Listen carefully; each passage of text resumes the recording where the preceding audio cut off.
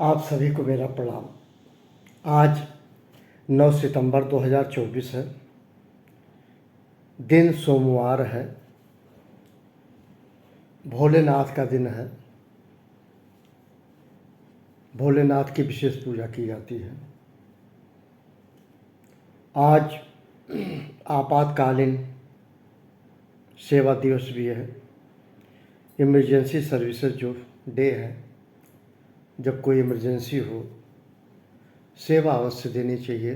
सेवा भाव में मुझे याद आता है आदरणीय श्री अखिलेश दास गुप्ता जी, जो आज इस संसार में नहीं है।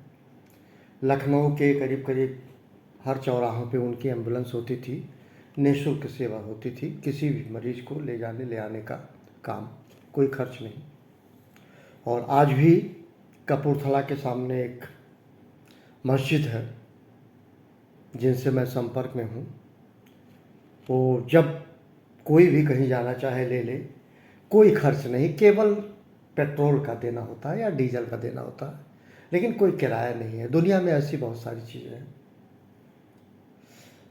आज मैं काशी की बात करूं, आज भोलेनाथ का दिन भी है। वाराणसी की बात करूं, भोलेनाथ ने एक त्रिशूल पे बताते हैं काशी बसाया। जिस तरह से ले काशी की नगरी संपूर्ण विश्व में चर्चित है।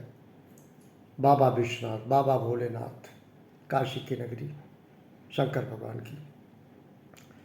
उस भूमि से जन्मे एक नाटककार कवि भारतेंदु हरिश्चंद्र जी को मेरा नमन। आज उनकी जयंती है। उनके विषयक मैं शायद कहीं अधूरा हूँ, चूँकि आर्टिकल में बहुत कुछ मिलता नहीं है। कक्षा 9-10 में ज़रूर भारतेंदु हरिश्चंद्र जी के बारे में थोड़ा बहुत पढ़ा लिखा गया। हिंदी साहित्य के जनक माने जाते हैं, हिंदी भाषा के जनक माने जाते हैं भारतेंदु हरिश्चंद्र जी। उनकी काव्य रचना है। उनका एक बहुत ही ख्याति प्राप्त, या सभी लोग जानते होंगे, वो है अंधेर नगरी चौपट राजा। उन्होंने नाटक मंचन लिखा था। अंधेर नगरी चौपट राजा में आप भाषा से समझ सकते हैं, जो राजा था वो बिल्कुल मूर्ख था। राजा का मूर्ख होना अच्छी बात नहीं है, किसी भी राजा का। मैं कहूँगा घर के मुखिया को भी मूर्ख होना अच्छी बात नहीं है। मैं अंधेर नगरी चौपट राजा में जो बात निकलती है वो ये था, असली चीज़ है कि पहली बात, जो राजा होता है पात्र, वो निरा मूर्ख होता है और उसके पास ऐसी बुद्धि ही नहीं है, मालिक ने ऐसी बुद्धि ही नहीं दी है कि वह प्रजा की सोच को बढ़ा सके। वह अपने अजीब फैसलों से जनता को परेशान करता है। मतलब वो जो राजा है अपनी प्रजा को अपने बेवकूफ़ी भरे फैसलों से परेशान करता है।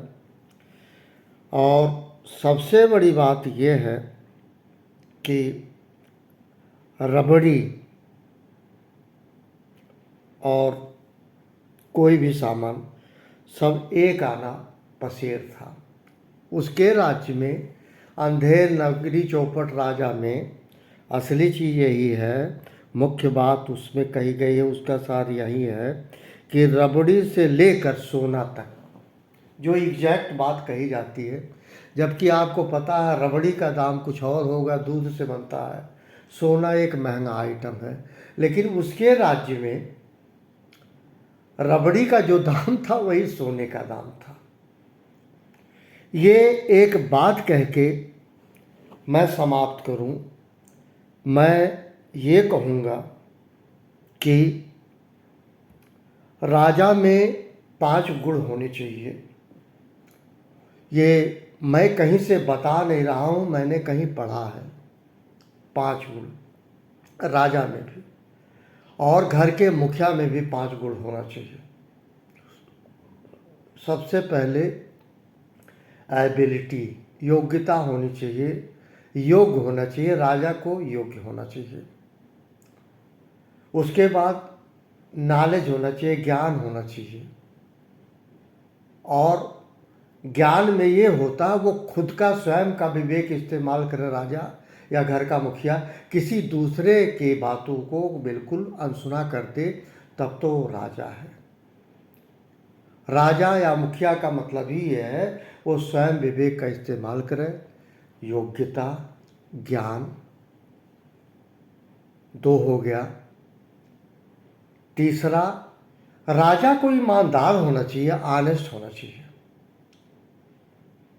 ईमानदार अवश्य होना चाहिए, ये नहीं कि किसी के साथ बेईमानी कर दो, किसी के साथ ईमानदारी करो।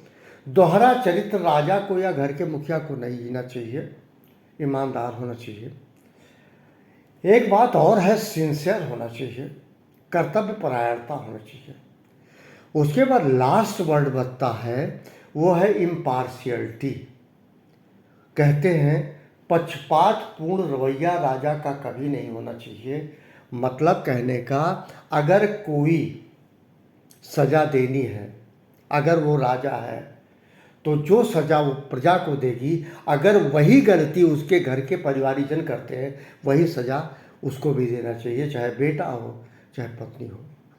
मैं ये बात इसलिए कह रहा हूँ कि ब्रह्म के 3 रूप थे, ब्रह्मा विष्णु महेश, सभी लोग आप जानते हैं। और ब्रह्म की जो माँ वाइफ थी दुर्गा, दुर्गा से उन्होंने ये कहा कि मैं किसी को दिखूंगा नहीं। तो दुर्गा जी ने कहा, दुर्गा उनकी जो पत्नी थी, बोले बेटों को भी नहीं, संतानों को भी नहीं। बोले नहीं, संतानों को अगर मैं दिखूंगा तो संतान हमको गलत समझेंगे, क्योंकि मेरी एक जिम्मेवारी है संहार करना, पालना और सृष्टि की रचना देना। 1,84,000 योनि होती है, इसलिए हम अपने पुत्र या पुत्री को या किसी को दिखाई नहीं दूंगा। ये उन्होंने अपनी पत्नी दुर्गा से कहा। अब मैं, आज भारतेंदु हरिश्चंद्र जी का जन्मदिन है, और उनसे आगे एक मुहावरा भी सुने होंगे, अंधेर नगरी चौपट राजा, टका शेर भाजी टका शेर खाजा।